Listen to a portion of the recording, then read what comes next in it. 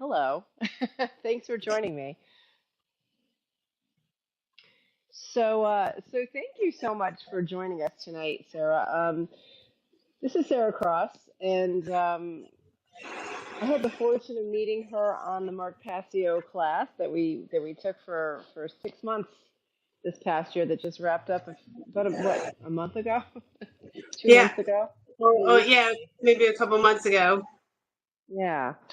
And I was really impressed with all the things that you do. I love your Time Strader radio channel that in which you talk about different historical things that I had no idea were happening in the in our country's history and with our educational system. And I didn't even we didn't even talk about this ahead of time. But if you could talk a little bit about that, I would love that. I know that wasn't on the docket initially. Well, the radio show was really just a way. It was kind of just more for, I guess, more for like some kind of fun, but it's really just for writing. Well, I would share what I wrote in my magazine that I Okay. self-publish that I call the History Project Digest magazine, and I can even show you a copy if you want. Sure. This is one of the books here. Yeah, I saw it's on So, Amazon. yeah. So Is that the there. Yep. is that the best place to order it, or do you get like if we order from you direct, do you get a better cut or something? Yeah, kind of like if you want it like really fast and you just want it quickly, Amazon. You can get it from Amazon, Mhm. and it usually they're the way they do everything like really fast usually. But if you wanted it, say, signed, and I usually, if you order it off the Etsy or just directly from me, I mean, really just sending me the book money through PayPal Okay. helps to support my efforts the most because both Etsy and Amazon have fees and stuff. But if you order through Etsy, then I'll sign the book if people want it signed, and I usually throw in a bunch of like little fun goodies to go Oh, along with good. it. Okay, so we'll put that in the description after we're done. Yeah, so we can order from you directly so you get the most for your work because why not? Why not get as much as you can for all that hard work? Because you're a great writer. I asked you a few questions and you sent me these beautiful, information. So if we can talk about your history, that would be great. Your medical history. What happened when you were a baby? That sounds so traumatic. Well, everybody's story with cystic fibrosis is different. Hmm. Is it hard to hear me? That's better now. It had a weird sound for a minute. Okay. I think we're good. And I'll close this window in a second. But everybody's different. Everybody's story with cystic fibrosis is unique, which is something that makes it kind of a complicated matter as far as like how to get it treated because there are doctors who just they don't want to touch it with a 10-foot pole. They're like, nope, mm-mm. Like cystic fibrosis is one of those things that they now include in the rotation when you're training students when you go into a field like you go into ICU, you go into um, uh, like the baby wards, and you go into the like cancer wards, and you go into they now in the modern day include cystic fibrosis in that because it's not just a pulmonary matter. So So it's one of the modalities that they're training the new med students on is specifically, yeah, okay. Okay. the residents now, like there's like main things that they go into because outside of those like handful of main subject matters for like medical treatment training, everything else is more generalized into specialties like, whatever it is.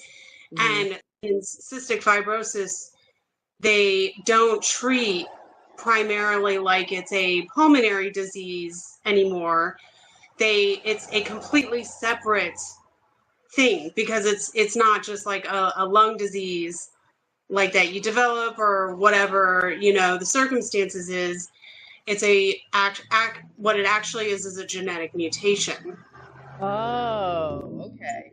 Would it be And considered autoimmune or? some people, like, that's that's the funny thing about it, is that some people can develop autoimmune immune issues, some people develop cancers, people develop diabetes, some Wow. people develop all sorts of things. Hmm. So give me 1 second, because there's a weird truck out here.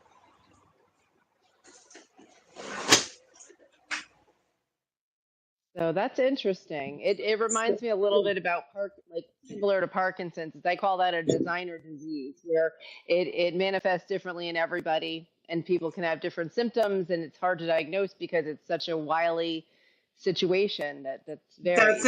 it. It is. That's a good word for it. It's wily, Hmm. because where, like, there are hundreds of mutations and they discover more, Mm. and there's hundreds of combinations of those mutations. Wow. So everybody is different. We're all treated different. They're unlike a lot of the other chronic medical specialties that people go into specialize in. Hmm. There is no real handbook for treating cystic fibrosis. There Wow. isn't, like, oh, we treat CF this way. It doesn't work that Hmm. way with us. We have a handful of things we're going to try and see what works. And that's like Hmm. how it ends up usually being. And so because it's a mutation, it's actually the CFTR gene. Hmm. And it's called the cystic fibrosis transmembrane conductance regulator Hmm. gene. And this regulates sodium chloride input and Wow. output, for example. So when that is like, people don't understand, like, you should really appreciate how your body um, Yeah. handles the chloride system in your body, because it's like part Hmm. of your um, drainage system. It's part of your, like, it helps. It's a vital part of your functionality in your biology. Does it have to do with So hydration too? Like how you're absorbing water, or no? Is that something different? we usually end up drinking a lot of water, or we should. But what it does is its primary issues that it causes is a hyper overproduction of mucus within the system. And that's not just in the lungs, it's every single organ in your body. We Wow. produce mucus at a hyper rate of that. Wow. Primarily, they look at the lungs, because when your lungs fill up with mucus and you Right. can't expel it fast enough, you end up getting, like, respiratory failure, or like hypoxia issues. You get it can become like, it could get trapped in there, Hmm. and it Hmm. builds chronic bacterial infections. It could actually rot out your organs, your lung organs, if you Wow. don't go there. Like, it's constant maintenance. It also affects a lot of the pancreas. So a lot of us aren't even born with digestive pancreatic enzymes that digest the food and, send that nutrients out into the rest of your body. So, and we're all a little bit different on that Hmm. scale. Like, some people are worse than others, some people are very mild, some people kind of range Hmm. in the middle. But ultimately, it's a progressive thing, because it's a mutation. It's a genetic Hmm. mutation. So the Hmm. older you get, like with everybody, our bodies change normally. Hmm. The Hmm. older you get, they're finding that the gene will progress in severity, because it's developing how your body's developing. So, Um, so I want to take you back though when you were a baby. So your parents, you were born, and they didn't know what was going on the first 6 months, right? And you were just labeled a sick baby. Oh, my baby cries a lot. So they might have just thought, oh, she's just fussy. Yeah, maybe, I don't know. I'm um, guessing. my mother has a little bit of she has a pretty strong intuition on certain things. And so I would say that was probably like she just knew something was wrong. Like the sad part, and it's nothing to be, feel bad about, but like really the sad part is I didn't have, like, the rest of my family had no interest in me at all. After it was figured that I was just like a sick baby, like once it was like they just no interest at all. They're like, like those kind of people. So, but it was my mother who like really like Thank God. saved me from that, and we didn't associate really with any of them, and it was is really just my mother taking What a it on. warrior. And, Wow. yeah, and so it was like she was like, for the first 6 months of your life, you barely slept, and all you did was cry and eat. And Wow. everyone's like, I don't understand why. Like they could not figure out why. Wow. And I was eventually admitted for failure to thrive. And the story I was told is this random doctor walked in and like actually tasted my skin. And she's like, has this baby been tested for cystic fibrosis? And of course, every doctor, this was in the early 80s, and the doctors there were like, no, didn't even think about it. Like, because it was so kind of fresh, like they didn't really even start looking like cystic fibrosis as its own like specific thing until about like the mid 60s, I think, when Dr. Dorothy Anderson kind of discovered it and started actually like saying this is its own thing. Before that, we were like misdiagnosed with like pneumonial issues or consumption, which is tuberculosis and stuff like that. So, yeah, so and that's like one of the side effects. Like that sounds weird. She tasted my skin. We produce like, so we have really, really salty skin. Like we taste like a salt lick. It's bizarre. Wow. So, and it's because of the mutation, because the mutation is like, it's like really fighting really hard. So like we also kind of are starving of salt a little bit. So we consume. Wow. Yeah, we're really like we taste like salt. It's crazy. We smell like salt. The fact that she walked in your room at that point, that she was on that day and knew to do that, I mean, that was a miracle right there. So Yeah, and that was at 6 months. wow. I just want to go to our comments. Hi to Tash 1970. Thank you. She thinks that's a truly great conversation. And Ruta Jesse, or he, hi there. Yeah, it's an interesting conversation. So, wow. So that was such a miracle right then and there. So then since you've been a young child, you've been involved in the medical system. I'd imagine you probably were you homeschooled or were you able to go to school? Or how was No, your childhood? I went through public schooling. Okay. But I spent a lot of time in the hospital when I was younger. When I was very younger, I was like sickly. And then I had like a good phase stretch in my childhood of where it wasn't like too bad. It was just like a lot of maintenance stuff. And then when I hit about 13 years old, that's when it kind of really hit hard.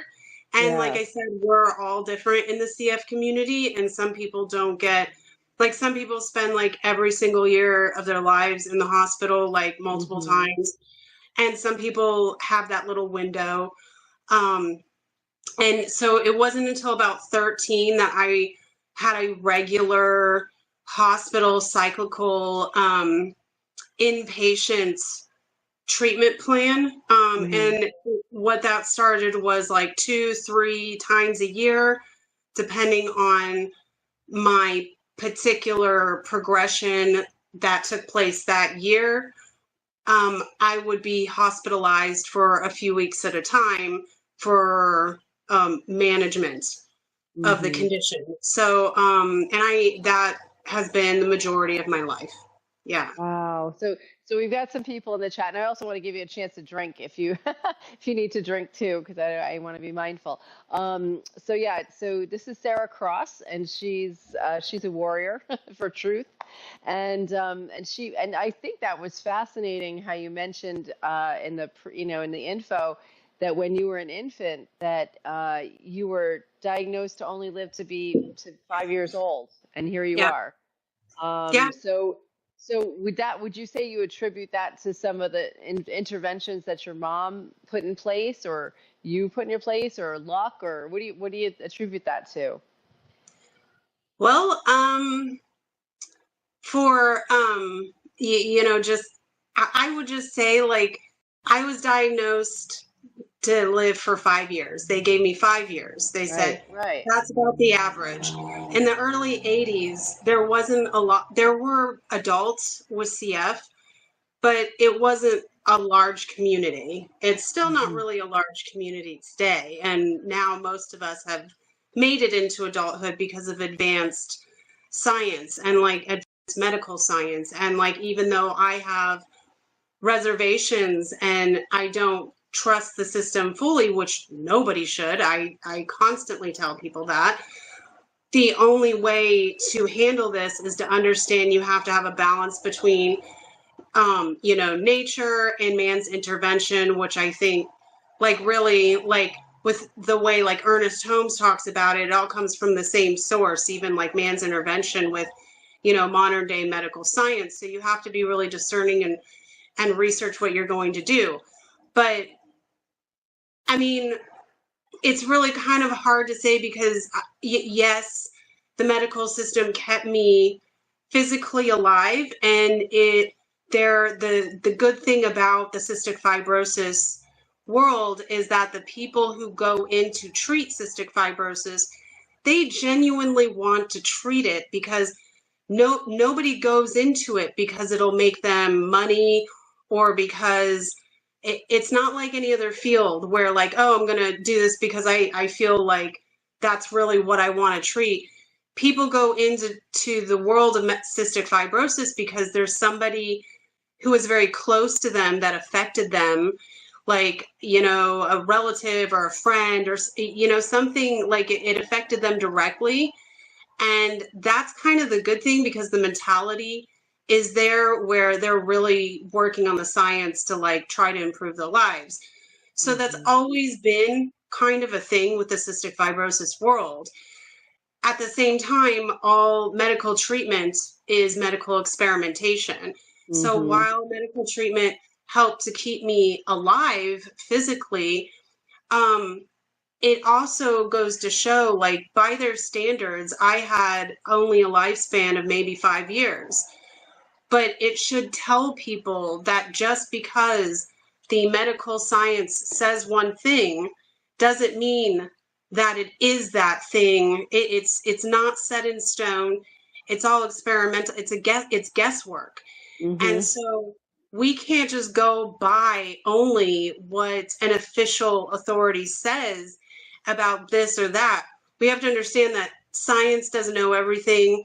And, especially with medical science, it's all based on theory and historical theory and research and practicing medicine. So I'm now 42, I believe.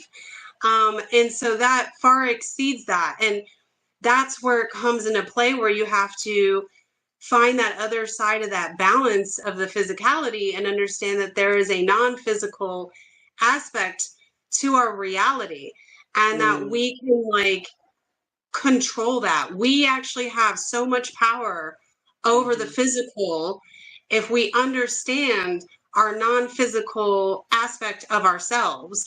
And so, like, I would consider our physical body and our non-physical body both very vital biological organs. It's, your physical body, your non-physical body that's in this shell is just as much an organ as the rest of your body.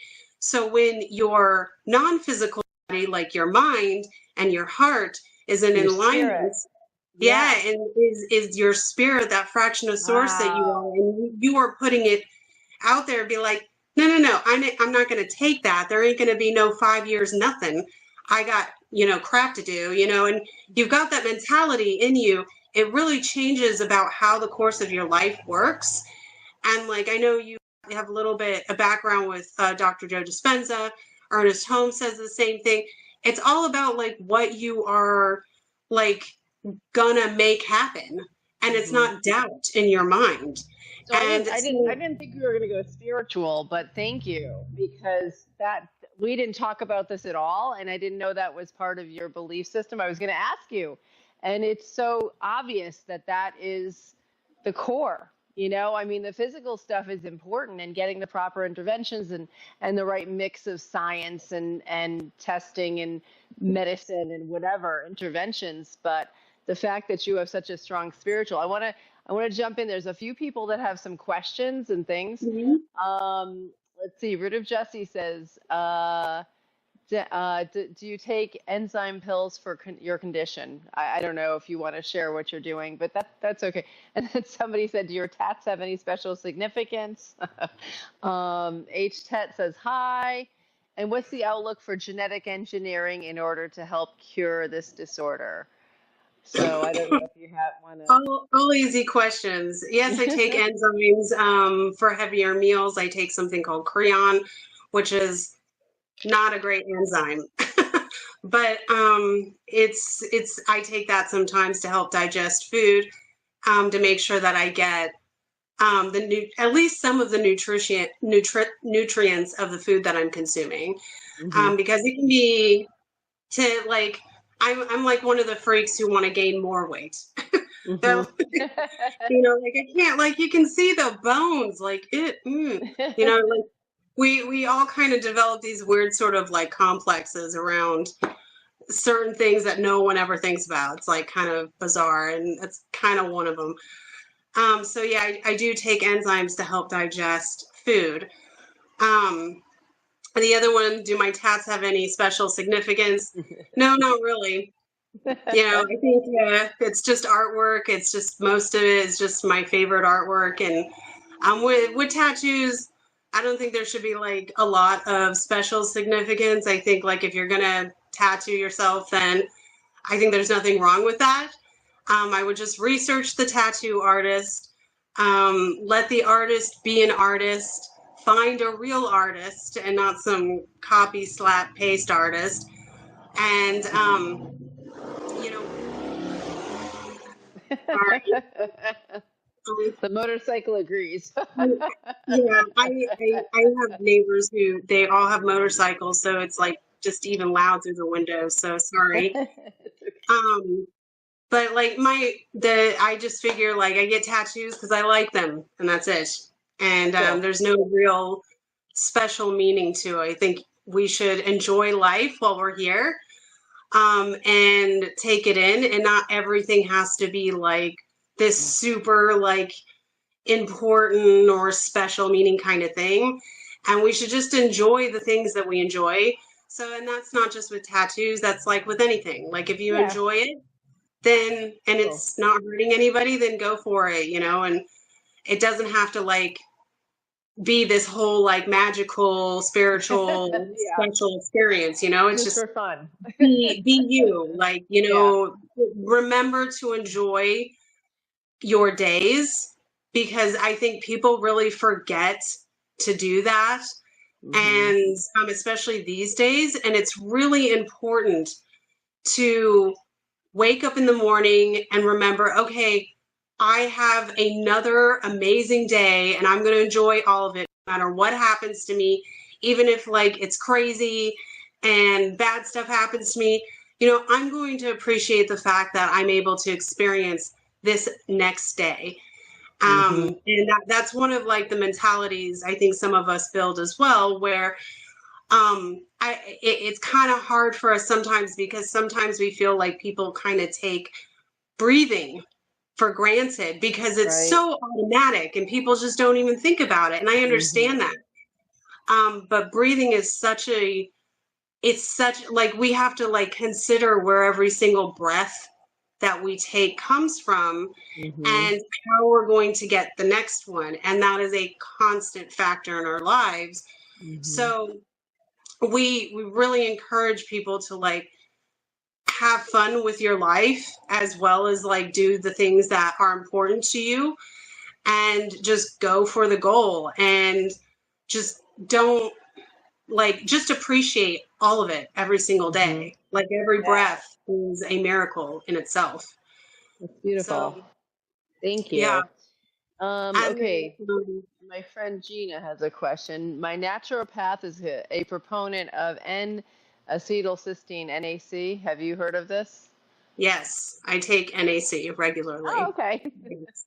Yeah, NAC, which Cool. is a even if you can get like the direct um like the direct thing really is glutathione, which we produce glutathione naturally. And glutathione is kind of amazing because it like helps regenerate damage in your system. And like I started researching NAC, I heard about it like, I don't know, 5, 6 years ago or something like that. And I started taking it regularly. And this was a little bit before they started acknowledging what NAC can really do for people. But the active component, I believe it's called glutathione, and it's a lung regenerative thing that we naturally produce. You have it in like a lot of stuff too, like apples. If you've ever heard the adage, an apple a day keeps the doctor Yeah. away. Like all these things have like historical like context, which is like what I think is interesting. All these like sayings, there's a reason why they exist. That's And like cool. like glutathione is really important for our system because it really does regenerate like your system, especially with your lungs, and it can like actually reverse damage. So Wow. NAC is great, and now like the actual people who work in in the medical system, they actually they fight to get us NAC as part of our treatment because it directly will affect the lungs and Mm. regenerate those damaged the part whatever damage you have in your lungs. So NAC is great. Cool. Cool. Bruno Jesse says, thank you for answering my questions. I hope all the best for you and your quality of life during your journey with cystic fibrosis. Enjoy the moment. Also, cool fish tank. Thank you. Is it fresh water or salt water? Fresh water. Oh, cool. Yeah. Uh, so I know we talked about navigating the healthcare system. So I would some of our viewers I know are have their own challenges with different medical issues, and they've been kind enough to share. Um, and so you've had so much experience, and you have some really I know you're a warrior in this. So you sent me some, and we put it in the description. But I want you to, if you can expound on those tips and tricks for your mental toolkit for navigating our healthcare system, which can be so difficult. Oh, hang on, one more comment. Um, Dr. D Thought Therapy says the content forms point is huge. So many people don't realize they can change their mind at any time. Thank you for breaking this down, Sarah. Yeah, thanks, Dr. D. I always love your comments. Yeah. Uh, Yeah, that's yeah. it.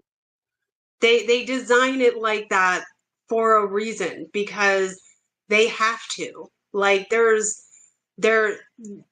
there's nothing like that keeps you obligated to it. Like so yeah, there's like a few like there's what is it, five major points that I would say you want to go into when you're if you have to if I say if you don't think if you think you can handle your condition outside of the system, or you're one of those like people who like never really get sick or never have any real problems, because like I know like the real kind of cowboys, they're like people who like they're like I think I had a stroke the other day, like being serious, and they just like walk that off, and I'm like, okay, it's just, and there are people out there who like can do that, like, and they're just like, no, it's fine, it's fine, like, Well, and that was my but dad. He got sick when he was about, I think, like 70.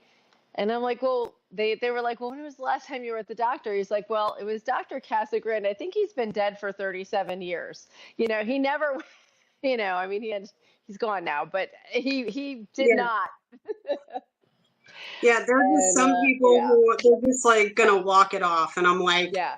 that's, I mean, amazing, but like it to me, like part of my conditioning wants to rear back because I'm just like, how did Right, you do that? right. Like, and so there are people they're out there, so I think a lot of it was denial in his case.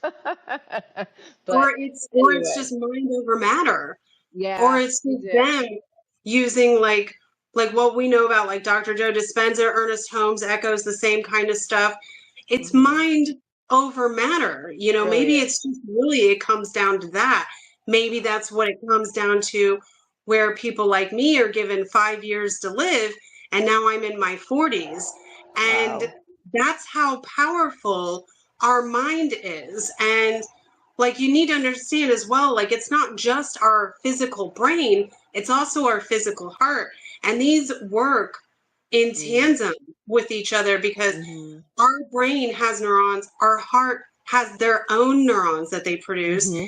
And I don't think people are really connecting the dots between Mm-hmm. this physical shell of the brain and heart and the non-physical body of mind, and how that functions together as a functional biological operation together. And when you are doing that correctly, that's how mind over matter is successful. That's how you're manifesting in the physical, because your mind is like that's the controller for how you're Mm-hmm. using your physical brain that has neurons, which is communicating with the physical heart that also has intelligent, Mm-hmm. functional neurons. So yeah, our hearts are So, magnetic, our brain is electric. It's our electromagnetic torus field, and they yeah, measure it. So it's proven. It's not just woo woo anymore. So it's yeah. amazing that this is actual, measurable. So hmm It's um, totally measurable. And so, so like, it could just go ahead. be down to that. Hmm. Yeah, so let's go through your mental toolkit because I want to be mindful. We usually go about an hour, so we're like half an hour in. So I think we're doing. Thank you. Your content's been awesome. It's so inspirational. Like that you took this situation and you're not just clocking in at a 9 to 5, just going through the motions. You're making a difference. You're researching history. You're sharing parts of our history so that we can learn from it. You're tying together the brain and the body and the spirit in your healing in your life, and you're a warrior for the truth, which is everything, and the spirituality. You understand how crucial spirituality is, which I didn't get. I was in the science mind and the 3D until probably about 5 years ago, and then I woke up and I'm like, oh no, it's all about spirituality. The other stuff is incidental. So Right. it's amazing that you have you've gone that path. And Art's saying good program tonight. T, good kudos to Sarah for her knowledge and spirit. Yeah, so here's your mental toolkit for dealing with the medical system. So number one is knowing the laws. And Yeah. that was interesting. And not just the Hippocratic Oath, which I was like, oh, okay, do no harm, right? HIPAA laws. You said that even Mhm. the Nuremberg Code, which I didn't even know, and they're fully People forget about enforceable it. in a legal court of law, which is Yeah. Well, like they'll say, like, unbelievable. well, it's not its own statute, but it is enforceable in a court of law, the Nuremberg Code. Hmm. It's been used a handful of times, usually when it's like extreme cases of like severe crimes against humanity. That's all about medical experimentation. But yeah, like I would Wow. consider them to be like you need to know what those are. You Hmm. need to know what those things are so that you Hmm. understand what they're obligated to follow. Hmm. Beautiful. And then number two, become the steward of your treatment. And this, just very quickly, an aside, I'm friends with Dr. Bernie Siegel. I don't know if you're familiar with his work, but he was he was a surgeon at Yale in the 80s. He basically tied in spirituality, and he started treating cancer patients, and he had them meditating and doing the spiritual stuff. And the other doctors all mocked him and thought he was crazy, and he was very, very not listened to. But he would always say, like, I've known him for like 20 years, and he would always say, be in charge of your own healing, and you got to be a loud patient. Don't just go with what they say. You have to make noise in the hospital, let them know you, be a pain in the ass. And he was a surgeon. And he's like, that's what I do, and I get great care. And they don't even know he's a surgeon in some places, but he would get good care, and his wife would get good care because he would do it. So yeah, because he knows the formula. They're like, if you want them to act correctly and do their job, you need to know the language, you need to come correct, you need to put your emotions aside for a second and not get all like, combobulated. You really want to keep your cool, and you got to be like, no, I understand how this system works. I know exactly what it is. I know that this isn't a gamble for both of us. I know what I'm stepping into, and you're not just going to do whatever you want. And you have to be, it's the patient really has to advocate for it, because especially against like hospital administration part of the facilities, because they don't listen necessarily to the people who are actually working the system, like the doctors and nurses and whatever. It's only when the patient gets loud and stands up and uses uses their voice firmly and in a correct manner that they're going to stop and listen to you. And I know that for a fact because I've had to do it my entire life. And people say to me, they're like, oh, Sarah, they just said I have to because of policy. And I'm like, policy don't matter. It doesn't matter what policy is in a hospital. If it is trying to trump any kind of man's law, then it's irrelevant. It doesn't matter whatever their policy is. You can throw that in the trash. And I like the way you said, ask for paper copies of your original medical records, because if your info is on the cloud, it can be changed. And that blows my mind, because I thought once they type it in, that's it. If it's that's what everybody thinks. No, I have watched them do it in front of me. And I've had to go back and correct people, be like, no, that's not correct information. And I've watched them change the information on the computer screen in front of me, like me watching them do it. Anything that's digital, typed into a system, into a computer digital system, they can go in and they can change that. So when something happens, you get a diagnosis, you get a doctor's note, even the doctor's notes that they're writing down, you can get all of those originals. Every single original document that comes out, get the physical copy of it and keep it. It's so important to have a physical medical record if you have to deal with the system. Do not let them be the keeper of your information. That is your information. You own that medical record. You are the only one with the full rights to it. And if they say otherwise, they're lying. And this is interesting. And only have doctors or nurses input your information. And yes. Why would that be important? Just out of the... Because sometimes they like to get an assistant to do it. So say you're in the ER, right? As an example, I've had people who are like secretaries or medical administration, like lower, who are like going around and really they're just filling out like your information on a form, like your name, address, blah, blah, blah, blah, blah, right? What's in there. I don't have a good experience with that. These are not people. If they are not a doctor or a nurse, then I don't feel they have any business approaching you and asking you private medical information, because they are not going to be dealing with you or your treatment. And, you know, they could type something wrong. They could write something incorrectly. Again, this is why, like, I've actually had to correct people and make them change information even on my end, because they wrote it in incorrectly. And I'm like, that's not what I said. And when you have people who are not medical professionals, even though medical professionals do this, unfortunately, when they shouldn't, when you have people who are not trained to handle patients at the medical side of things, and you say you go into the ER, you might be in some kind of level of shock. And legally speaking, technically speaking, they're not allowed to ask you information if you were in some sort of medical shock, like if you just got in a car accident or whatever, because your body goes into shock and your brain can't necessarily like give accurate information because you're like all over the place. So that's technically not allowed. I don't even think it used to be illegal, you know, with how they changed stuff.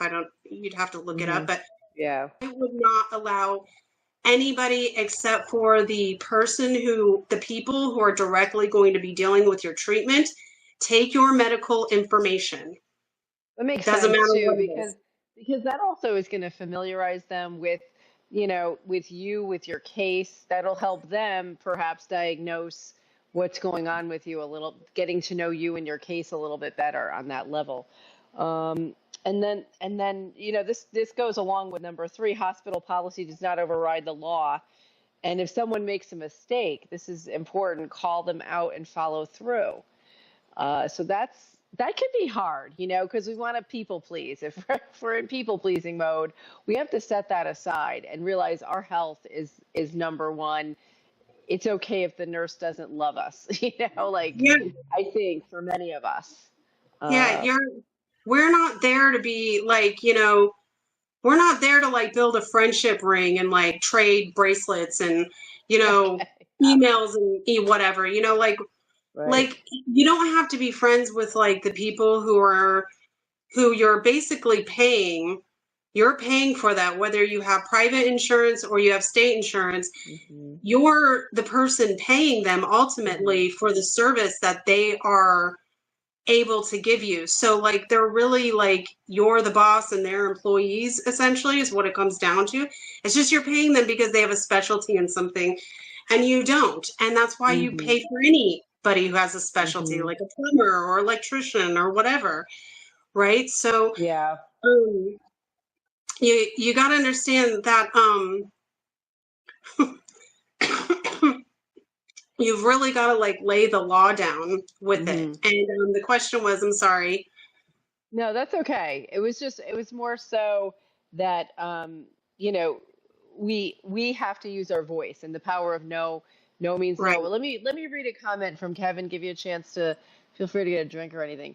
Hey, Kevin, nice to see you. I've never seen you on our live before, but I've seen your comments. This is why representation matters. Hearing someone actually live this and come out the other side stronger. Sending love to you both tonight. Thank you, Kevin. Great to see you on the live. Yeah, and I love this because you really broke it out very, very well. And then number 4 you had was consent forms are not contracts. You can change your mind at any time, and I love that because sometimes we may be trying an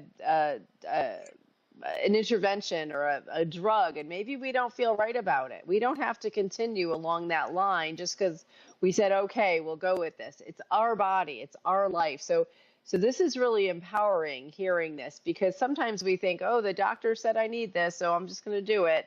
And that I think is more of an older, I know a lot of, you know, older folks who kind of have that mentality where, you know, the doctor's always right. And it's, they're human, you know? Yeah, they're human.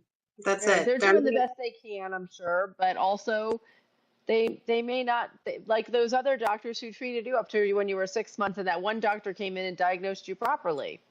That was, you know, they did the best they could with the knowledge they had at that time.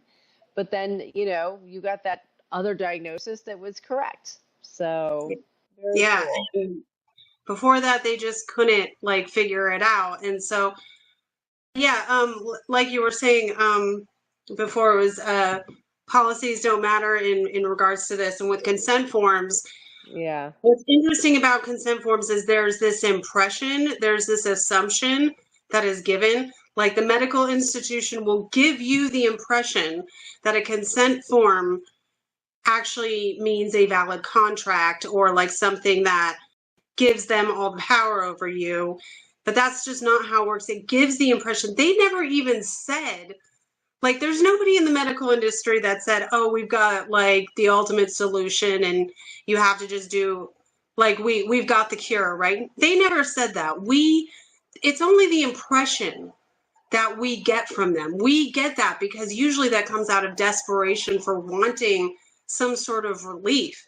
But we kind of made that up in our heads, I feel like. And with consent forms, there's the assumption that it's a contract and that you have to follow through and that it's a legally binding thing. But really, it's even written in the consent form itself because it has to be written like that, that you could sign any document you want. You can sign any medical document you want. And if you say in the next hour, you know what, I've changed my mind, you can rip that up and I revoke it. Yeah. you could revoke it immediately. And Yeah. it has to, it's enforceable that way because we have stuff like HIPAA, we have stuff like the Nuremberg Code. People forget there's a reason why the Nuremberg Code was made. And, you know, with it's just, you want to have all this stuff together and like understand that the medical industry, it's a business first. Yeah. It's supply and demand. It's providing a service that people are demanding. So you can choose to either buy it or not. And that is entirely an individual thing. Like there's a whole thing with like every single, especially with supposed mandates or anything else that comes out of the woodwork. And you have doctors who try to get pushy with you and nurses who try to get pushy with you. You can tell them to like take a hike. Yeah. Because they like, it doesn't matter how pushy anybody is when it comes to your medical treatment. You have to be the boss. That's the end of the story. And you control the entire situation.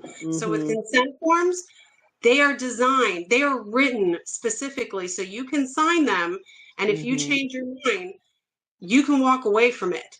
And that's really important, I think, for people to understand. Crucial. And that's the crux of your message. And then doctors are human. Number 5, get second opinions. You know, don't be afraid because I think about people like, well, I wouldn't want to offend my doctor. And I'm like, it's your body. Like what? And he's telling you get surgery and you don't think you need it. Like sometimes I've had these conversations with people. I'm like, why wouldn't you get a second opinion? And just, or a third opinion or whatever it takes, you know, just so you have peace of mind. I think that's great advice. Yeah, they're only human. Like we're the ones, it's the people who put them up on pedestals.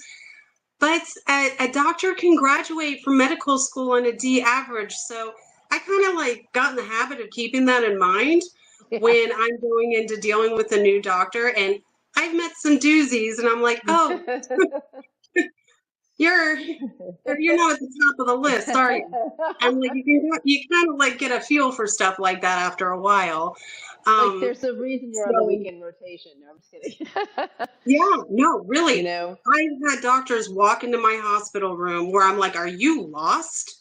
You must be in the wrong room, because I've actually had doctors say the most insane things to me that have absolutely nothing to do with anything. And I'm just like, you know, like they're coming in like they're on vacation.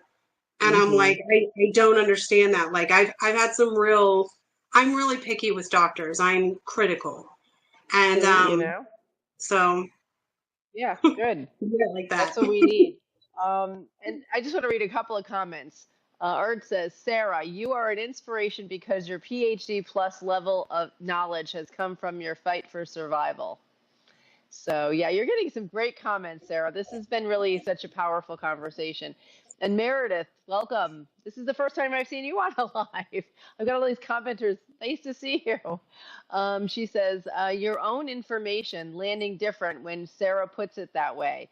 This whole toolkit should be required listening, honestly. Yeah. It's true because Yeah. we don't know.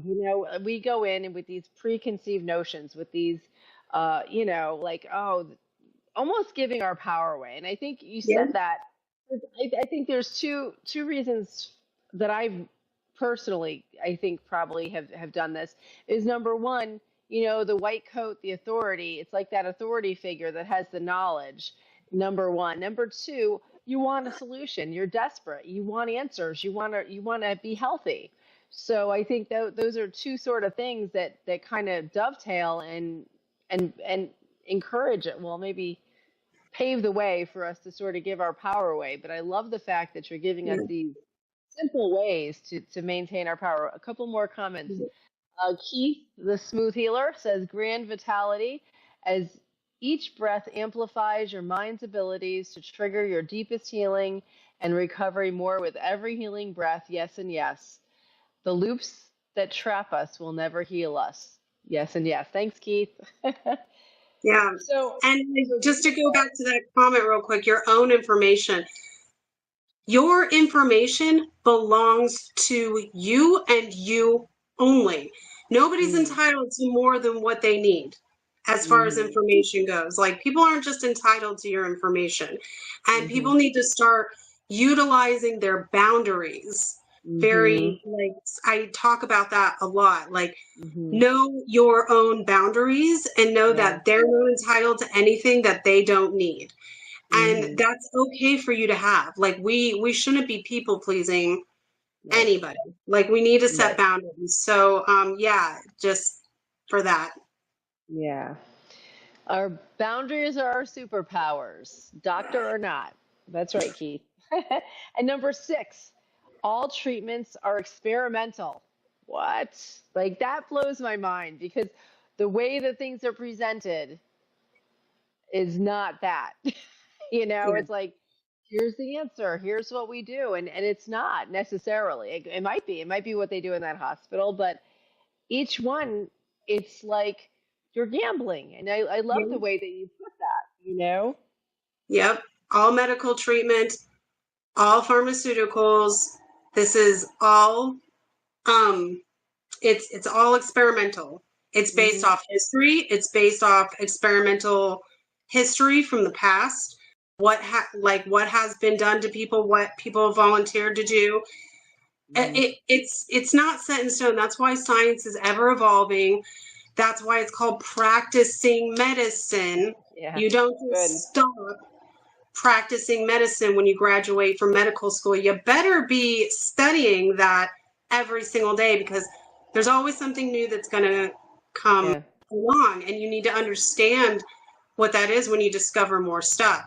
So it's all experimental, all of it. All pharmaceuticals are some level of toxin, all of them, because our biologies are all a little bit differently. That's why we have side effects. If we were all exactly the same, we wouldn't have side effects. Or we would all have the same exact side effects. And that's how you would determine drugs that were good and drugs that were bad. But that's not the case. We're experimenting with biology here. And when a patient goes into a hospital or deals with a medical problem, you need to understand, if you're going to go that route, you're going in to experiment to see how it works. And the doctors know this, and the patient should know it too. True. So I love it. So I think, your awareness of these ideas empower us all. So I want to just say thank you so much. Let me see a couple more comments. Art says, in my birth family, doctors had unquestionable godlike authority. Yeah. I think for a lot of us, it was very common. Keith says, all treatments only put out half the fire in our biology. Our bodies adapting makes doctoring difficult. And we all have different biological baselines. And that's the essence of it. Yeah. So, any closing thoughts, Sarah? Yeah. Um, well, no, I mean, I would just say for people to take away, if they were going to take away anything from this, is to appreciate every single morning you get to wake up and breathe through another day and set your boundaries. You know, you don't have to be like mean or nasty about it. Just like set your boundaries because you have inherent God-given rights to do so, and that's yours to own. And just don't take any guff from anyone for any reason, because at the end of the day, it's your body. You're responsible for it, and no one else is. Mm-hmm. That's beautiful. Thank you so much, Sarah. I really appreciate that. That was a great conversation. Greetings. Oh, hey, greetings to you, Keith. Blessed and stay beautiful, my strong and resourceful friends. And bless you soon. Thanks, everybody.